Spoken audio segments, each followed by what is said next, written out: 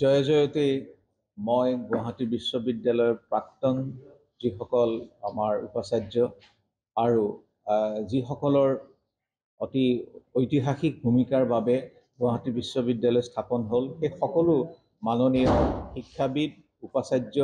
প্ৰশাসক, ছাত্ৰ ছাত্ৰী, শিক্ষক, শিক্ষয়িত্ৰী, কৰ্মচাৰী সকলোকে মই ধন্যবাদ জনাইছোঁ, কৃতজ্ঞতা জনাইছোঁ যে তেখেতসকলৰ এই অনবদ্য অৱদানৰ ফলশ্ৰুতিতে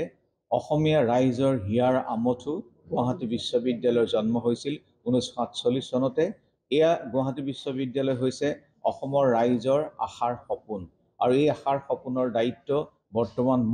মই লাভ কৰিছোঁ, আৰু মই আশা কৰোঁ ৰাইজৰ,